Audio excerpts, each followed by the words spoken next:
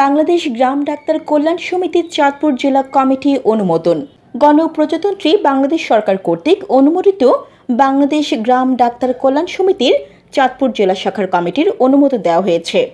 গত 21 সেপ্টেম্বর বাংলাদেশ গ্রাম ডাক্তার কল্যাণ সমিতির কেন্দ্রীয় কমিটির সভাপতি ডাক্তার আব্দুল সাত্তার ও কেন্দ্রীয় কমিটির সাধারণ সম্পাদক নজরুল ইসলাম রিপন স্বাক্ষরিত এক বিবৃতিতে 31 সদস্য বিশিষ্ট চাঁদপুর জেলা কমিটির অনুমোদন দেওয়া হয়।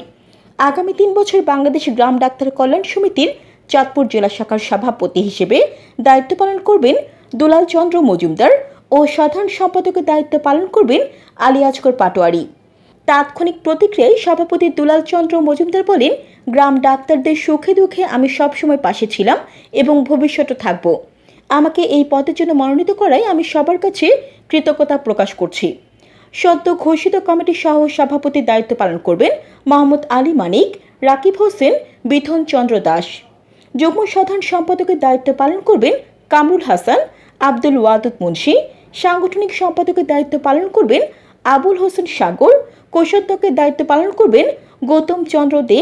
সমাজ কল্যাণ সম্পাদক হিসেবে দায়িত্ব পালন করবেন খন্দকার মোহাম্মদ জাহিদুল হাসান। দপ্তর সম্পাদকের দায়িত্ব পালন করবেন আবদুল্লাহ আল মামুন। স্বাস্থ্য বিষয়ক সম্পাদকের দায়িত্ব পালন করবেন মাসুদ আলম। প্রচার সম্পাদক কামরুজ্জামান।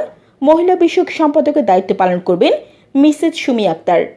সদস্য মোহাম্মদ সরোয়ার আলম, ওমর ফারুক, মিজানুর রহমান, মানিকচন্দ্র শীল, মোহাম্মদ আব্বাস, মোহাম্মদ আব্দুল হামিদ, মোহাম্মদ লোকমান হোসেন, স্বপন চন্দ্র শীল, আসিয়া আক্তার, মোহাম্মদ আরিফুল ইসলাম, শ্রী অমর কৃষ্ণ চন্দ্র রায়, খোকন রায়, মহসিন মিয়াজি, মামুনুর রশিদ, সুমন হোসেন প্রমুখ।